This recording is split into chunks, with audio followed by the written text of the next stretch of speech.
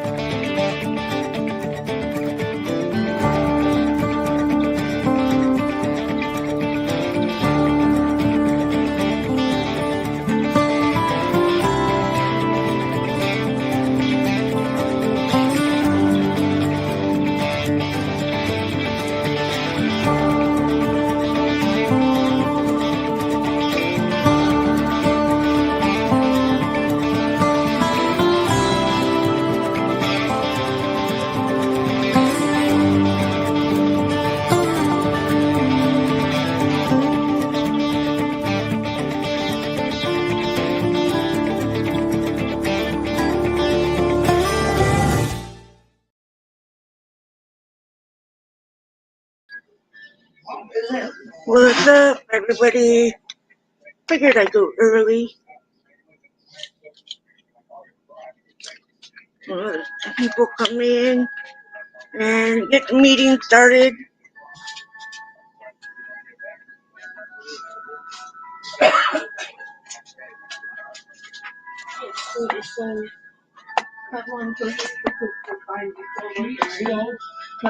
I'm at my parents' house today, doing AA from here.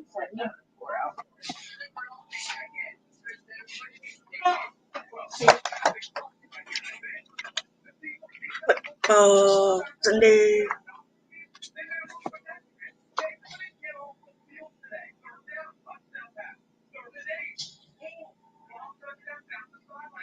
Minnesota won, Vikings lost. Minnesota won and Seattle lost. I'm Minnesota and my twin is Seattle, so it's a rival game.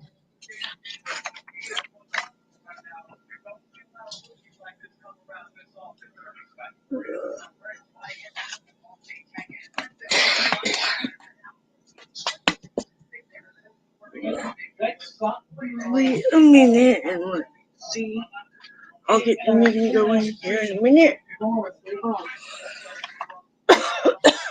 out of 4 teams Oh yeah, being 12 so far. Yeah, as of right now, yes. They're showing you your lag. Oh, yeah. I'm always lagging. It doesn't matter what thing I'm on. I'm always lagging. They're not in yet. They're not. Because the only 2 teams, there's only 3 teams in the NFC that's much. It is 5 o'clock. Detroit, Minnesota, and Eagles.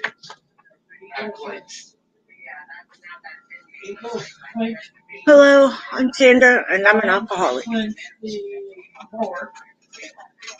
God, grant me the serenity to accept the things I cannot change, the courage to change the things I can, and the wisdom to know the difference. Please be nice in the comments. Don't do any judgment because this is a meeting and a support group. Please don't harass anybody. Don't go to their channel and be bugging them.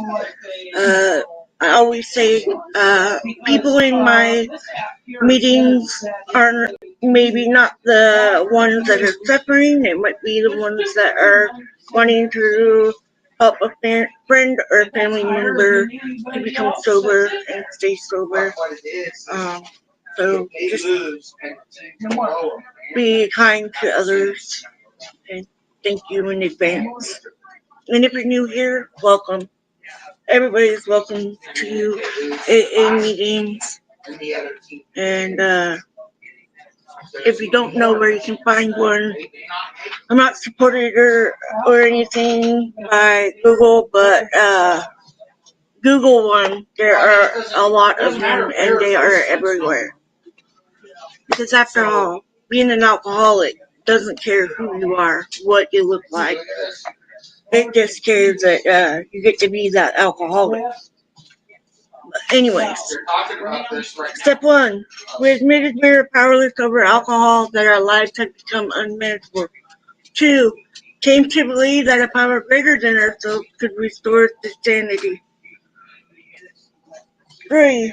Made a decision to turn our will and our lives over the care of God as we understood Him. 4. Made a searching and fearless moral inventory of ourselves. 5. Admitted to God, to ourselves, and to another human being the exact nature of our wrongs. 6. We're entirely ready to have God remove all these defective characters. 7. Humbly ask Him to remove our shortcomings. 8. Made a list of all persons we had harmed and become willing to make amends to them all. 9. Made direct amends to such people wherever possible, except when to do so would injure them or others. The reason why is because 10. right now, Continue to take personal inventory and when wrong, promptly admit it. 11. Sought through prayer and meditation to improve our conscious contact with God as we understood Him, praying only for knowledge of His will for us and the power to carry that out. 12. Having had a spiritual awakening as a result of these steps, we tried to carry this message to alcoholics and to practice these principles in all our affairs. it's whoever won by the most.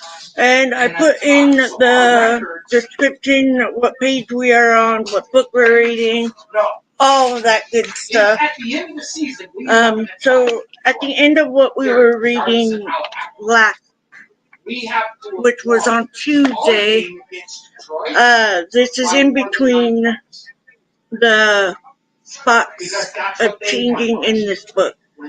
It says, they stopped in time. Among today's incoming AA members, many have never reached the advanced stage of alcoholism, though given time, all might have. Most of these fortunate ones have had little or no acquaintance with delirium, with hospitals, asylums, and jails.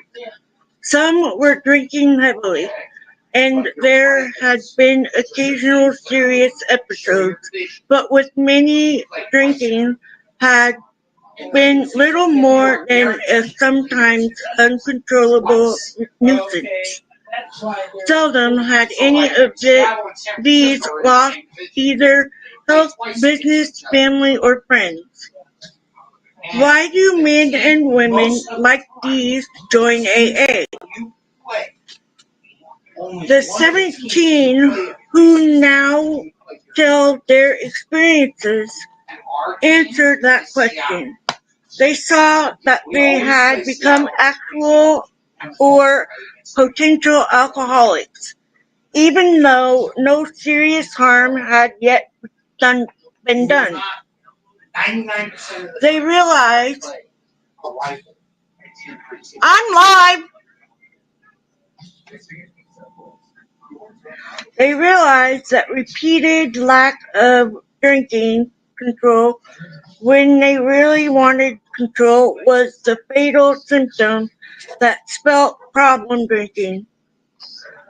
This plus mounting emotional disturbances convinced them that compulsive alcoholism already had them, that complete ruin would be only a question of time.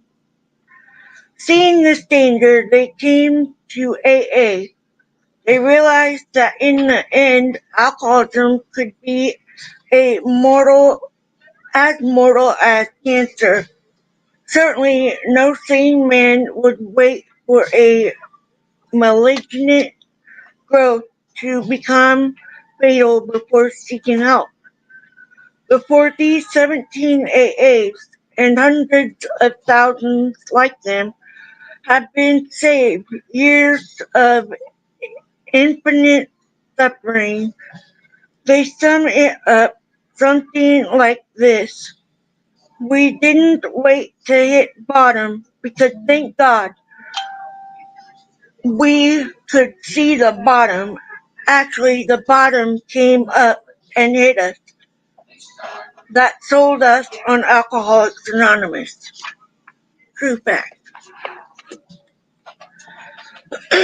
So we are in the missing link and on page 281. The missing link. He looked at everything as the cause of his unhappiness except alcohol. When I was 8 or 9 years old, life suddenly became very difficult. Feelings began to emerge that I did not understand. Depression crept into my life as I started to feel alone, even in crowded rooms. In fact, life didn't make much sense to me at all. It's hard to say what sparked all of this. To pinpoint one fact or event that changed everything forever, the fact of the matter was I was miserable from early on in my life. It was all very confusing. I remember isolating on the playground, watching all the other children laughing and playing and smiling, and not feeling like I could relate at all. I felt different. I didn't feel as if I was one of them. Somehow I thought I didn't fit in. My school marks soon reflected these feelings. My behavior and attitude seemed to become troublesome to everyone around me. I soon began spending more time in the principal's office than in the classroom. My parents, perplexed by such an unhappy son, began having difficulties. My house was soon filled with the sound of arguments and yelling about how to handle me. I found that running away from home could supply me with some sort of temporary solace. Until, of course, the police would find me and bring me back home, back to my house and my worried parents. About that time, I started seeing therapists and specialists, each with a different theory and a different solution. They conducted special tests and interviews designed to get to the root of my troubles and came to the conclusion that I had a learning disability and was depressed. The psychiatrist started me on some medication, and the problem in school started to clear up. Even some of the depression began to ease up for a bit. However, something still seemed fundamentally wrong. Whether the problem or whatever the problem, I soon found that appeared to be the solution to everything at age 15, I traveled with my family to Israel.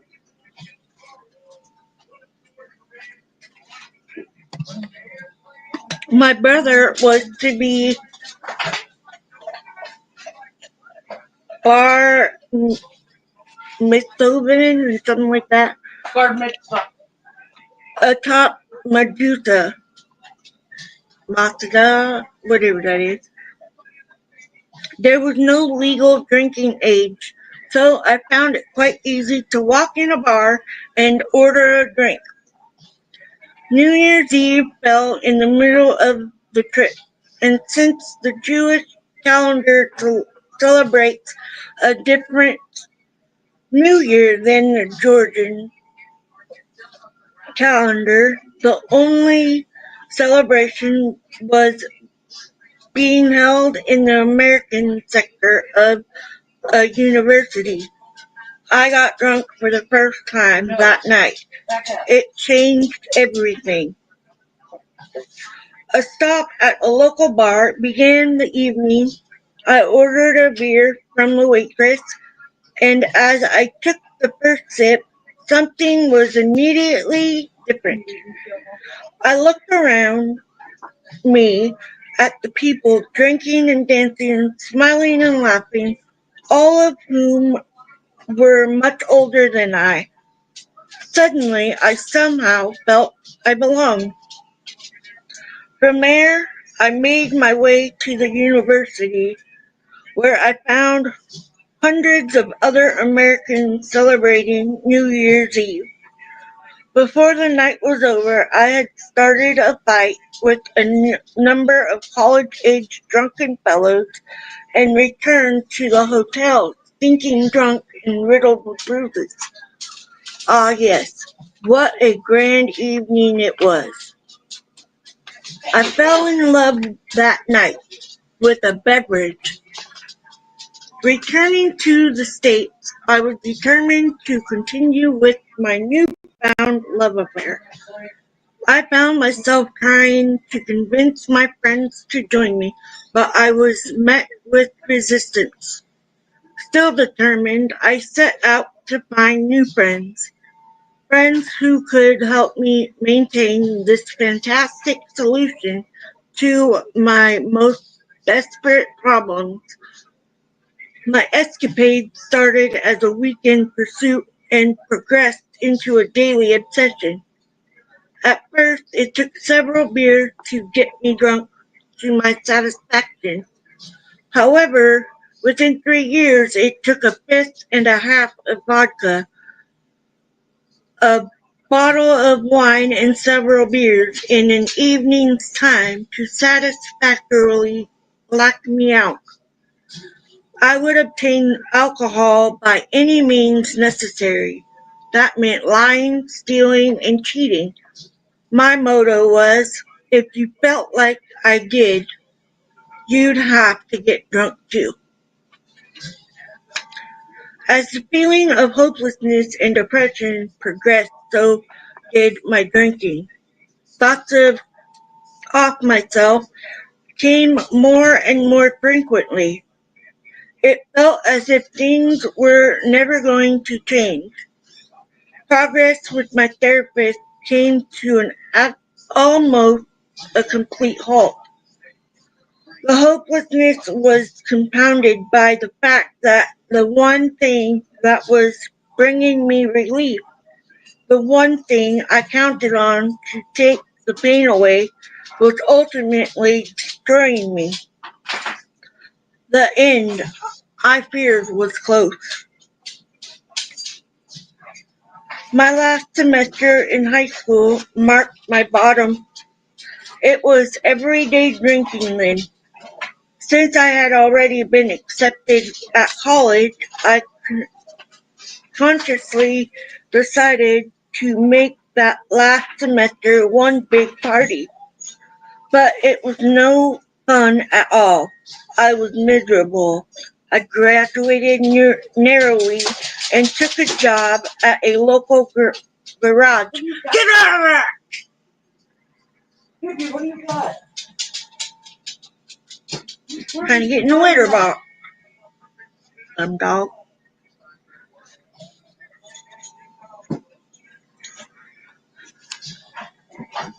If I felt as if things were never going to change, progress with my therapist. Okay, I already read that part. The hopelessness was compounded by the fact that the one thing that was bringing me relief, the one thing I counted on to take the pain away, was ultimately destroying me. The end I feared was close. My last semester of high school marked my bottom. I was everyday drinking then. Since I'd already been accepted to college, I consciously decided to make the last semester a big party. But it was no fun at all. I was miserable. I graduated narrowly and took a job at a local garage. It was difficult to manage my drinking and a job since they were both full-time. But I concocted all kinds of lies to ensure that nothing would interfere with my drinking. After being repeatedly reprimanded at work for being late in the mornings, I made up a story to hide the fact that I was always hungover. I told my manager that I had cancer and needed to go to the doctor for treatment every morning. I would say whatever I needed to say to protect my drinking.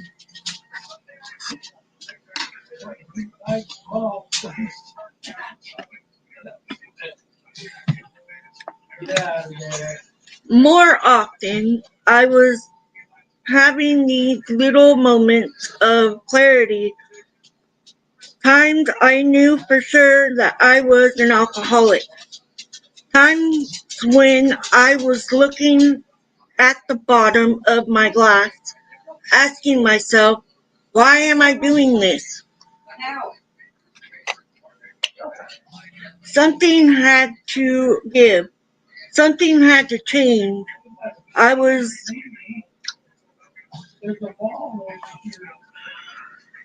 suicidal, evaluating every part of my life for what could be wrong.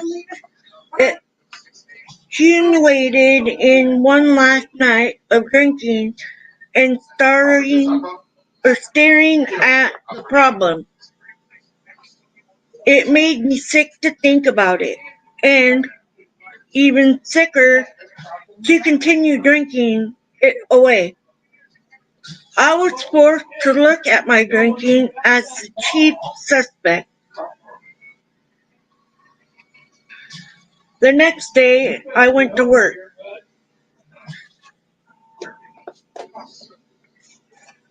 Late as usual, and all day long I could not stop thinking about this very real problem. I could go no further. What was happening to me? Therapy hadn't fixed my life.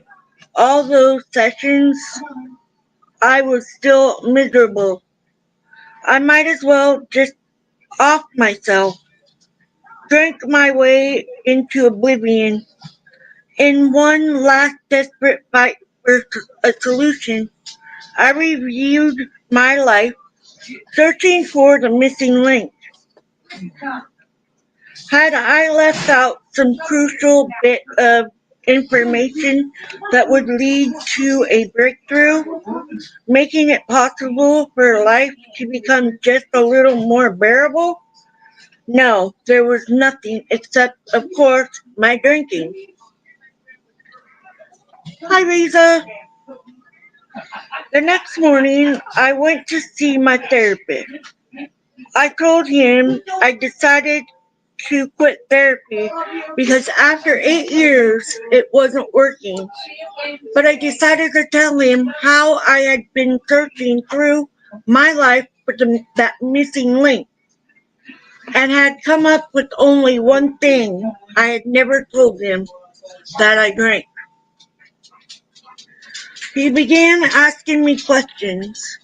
He asked about quantities, frequency, what I drank. Before he was even halfway through, I broke down and began sobbing. I cried. Do you think I have a problem with drinking? He replied, I think that is quite obvious. I then asked, do you think I'm an alcoholic? And he answered, you're going to have to find out for yourself. He pulled a list of Alcoholics Anonymous meetings out of his desk drawer. He had already highlighted the young people's meetings. He told me to go home and not drink at all for the rest of the day. He would call me at 9 p.m. and wanted to hear that I hadn't taken a drink. It was rough, but I went home and locked myself in my room, sweating it out until he called. He asked if I had had a drink. I told him I had not, and asked what I should do next. He told me to do the same thing tomorrow, except tomorrow I should also go to the first meeting on the list he had highlighted. The next day I went to my first meeting of Alcoholics Anonymous. I was 18 years old. In the parking lot, I sat in my car for about 15 minutes before the meeting started, trying to work up the courage to go in and face myself. I remember finally working up the nerve to open the door and get out, only to close the door, dismissing the notion of going into the meeting as ridiculous. This dance of indecisiveness went on about 50 times before I went in. Had I not gone in, I believe I would not be alive today. The room was very smoky and filled with apparently happy people. Finding a seat in the back, I sat down and tried to make sense of the format. When the chairperson asked if there were any newcomers present, I looked around and saw some hands go up. But I certainly wasn't ready to raise my hand and be drawn attention to myself. The meeting broke up into several groups, and I followed one group down the hall and took a seat. They opened a book and read a chapter titled Step 7.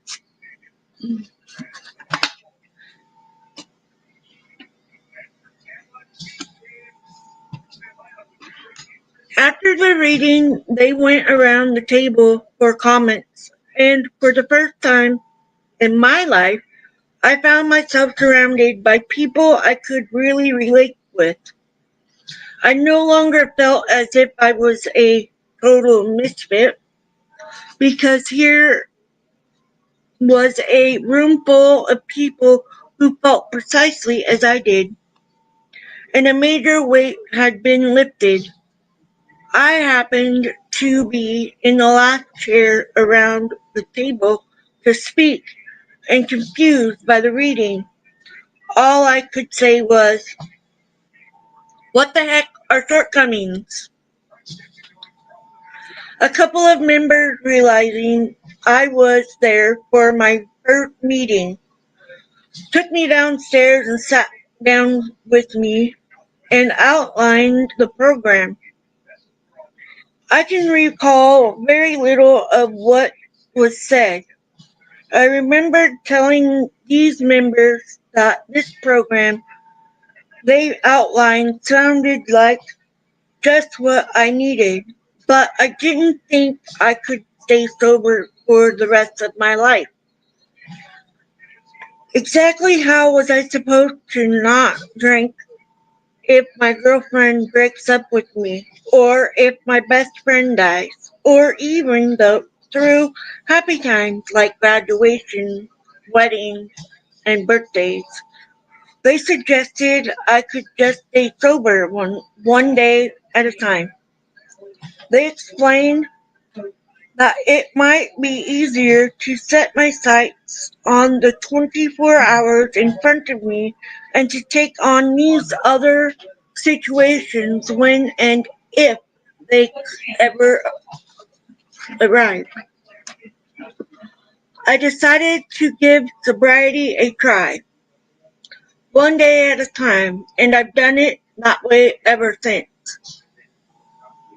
When I entered Alcoholics Anonymous, I had done some damage physically, had a bouquet of mental quirks, and was spiritually bankrupt.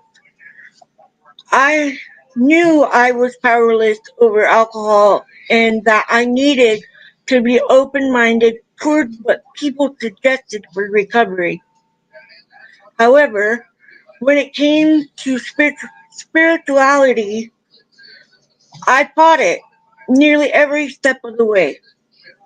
Although raised in an ethnic and religious Jewish household, I was agnostic and very resistant to anyone and anything that I perceived to be imposing religious beliefs. To my surprise, Alcoholics Anonymous suggested something different. The idea that religion and spirituality were not one and the same was a new notion. My sponsor asked that I merely remain open-minded to the possibility that there was a higher or that there was a power greater than myself. One of my own understanding. He assured me that no person was going to impose a belief system on me, that it was a personal matter. Reluctantly, I opened my mind to the fact that maybe, just maybe, there was something to this spiritual lifestyle. Slowly but surely, I realized there was indeed a power greater than myself, and I soon found myself with a full-time God in my life and following a spiritual path that didn't conflict with my personal religious convictions. Following this spiritual path made a major difference in my life. It seemed to fill that lonely hole that I used to fill with alcohol. My self-esteem improved dramatically, and I knew happiness and serenity as I had never known it before. I started to see the beauty and usefulness in my own existence, and I tried to express my gratitude through helping others in whatever ways I could. The confidence and faith entered my life and unraveled a plan for me that was bigger and better than I could have ever imagined. It wasn't easy and it has never been easy, but it gets so much better. Since the first meeting, my life has completely changed. 3 months into the program, I started college. While many of my college classmates were experimenting with alcohol for the first time, I was off at meetings and a get-togethers, becoming active in service work, and developing relationships with God, family, friends, and loved ones. I rarely thought twice about this. It was what I wanted, and needed to do. Over the last 7 years, nearly everything I thought I could not stay sober through or through it, though it has happened. Indeed, sobriety and life are full of ups and downs. Occasionally, depression can creep back into my life and requires outside help. However, this program has provided me with the tools to stay sober through the deaths of my best friends, failed relationships, and good times like birthdays, weddings, and graduations. Life is extraordinarily better than it ever was before. I'm living out the life I used to fantasize about, and I have a whole lot of work still in front of me. I have hope to share and love to give, and I just keep going one day at a time, living this adventure called life.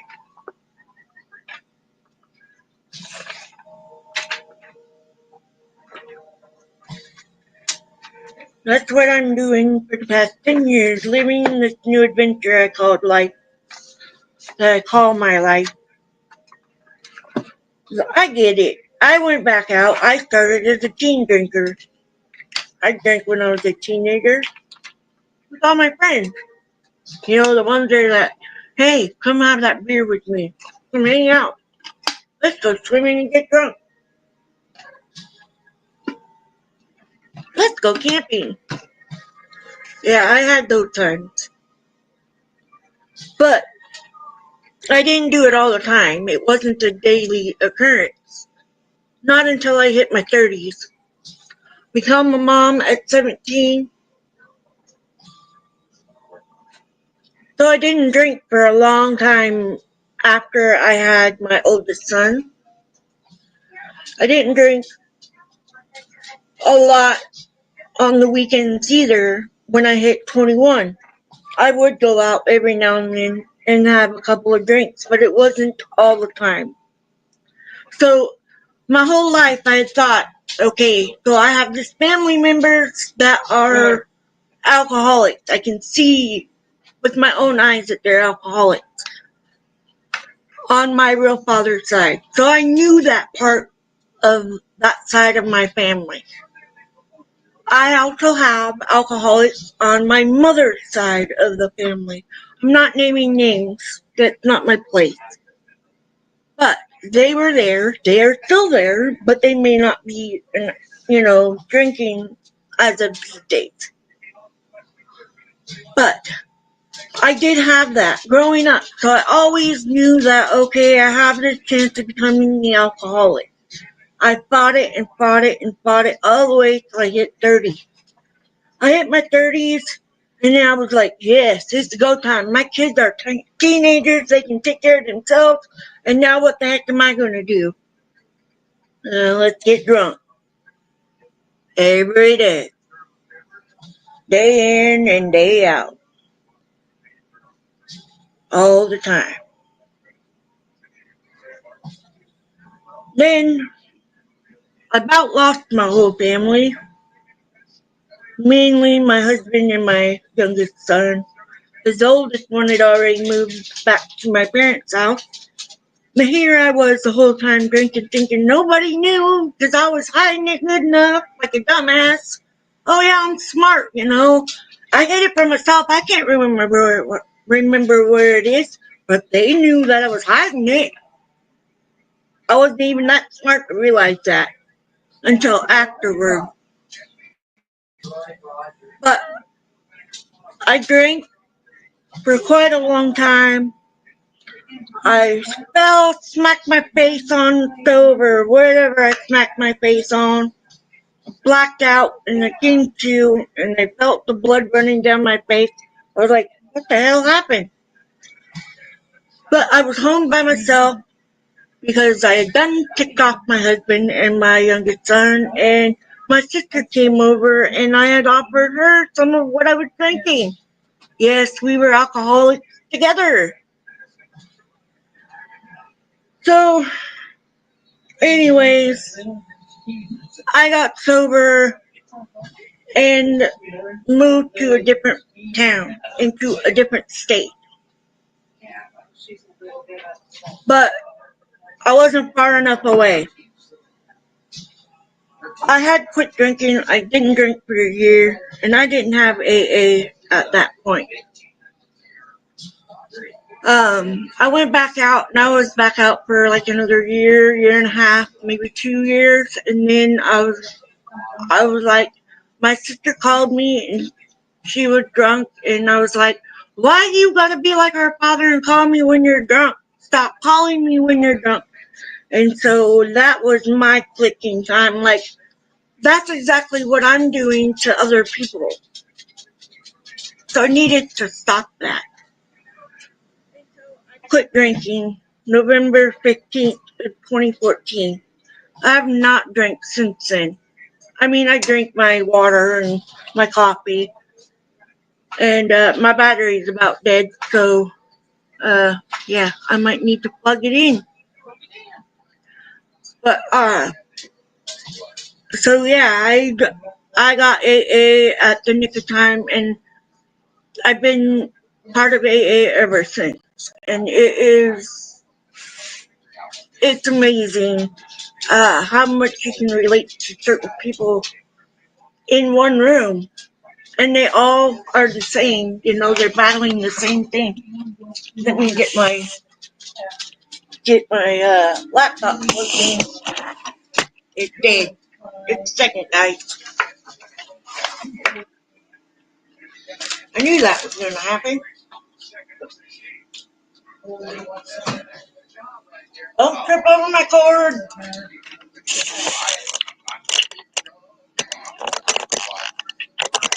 Real professional here. Anyways. So yeah, I knew that was going to probably be part of my life, my whole life. And, you know, you think you can beat it by yourself. Lord knows I didn't by any means beat it all by myself. And sometimes you just have to have that outside help. And that's what I found AA to do for me. It's not for everybody, but it is a group of people that can completely understand, you know, aspects of that part of you that you are trying to change, and they are open and willing to help you in that journey. I am also one of those that believes that I would not be here if it was not for Alcoholics Anonymous and that friend that invited me to go to a meeting. And that's why I do these meetings here, because I know people can't get out and go to meetings, you know, and sometimes they end up going back out to drink, and especially during the bad times of 2020, a lot of people went back out, and I was just lucky enough that I learned to work my program, and I stressed to myself, do not give in to any inkling of wanting that drink, because if you give in, you're going to go right back where you were. And I've already been there, and I don't want to go back. I went back once. I'm not doing it again. Not that I don't want to go back to that. And that's what I always tell myself is, if you want to be the person you were while you were drinking all the time, you know, the the hiding yourself with the drinking and stuff, it just ruins your life, and it's slowly taking it while you're at it, and it's not something that you should keep doing, because it's not going to make you feel any better. It's only going to make it a lot worse, and it's not worth suffering that. And it's a very slow way out of this world. It's not definitely not worth it. So I marked this because I have a lot of markings in my books, even if I end up giving them to another person, because that's what I do when I suggest meetings to somebody or whatever. I'll just leave a book with them. My sponsor knows that she usually takes me a new one. But anyways, more often I was having these little moments of clarity. Times I knew for sure that I was an alcoholic. Times when I was looking at the bottom of my glass, asking myself, why am I doing this? Something had to give. Something had to change.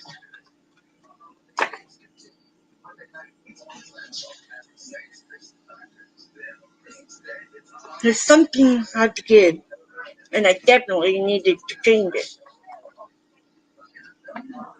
And not everybody can get out of being the practicing alcoholic, if you want to call it that, still drinking. Um,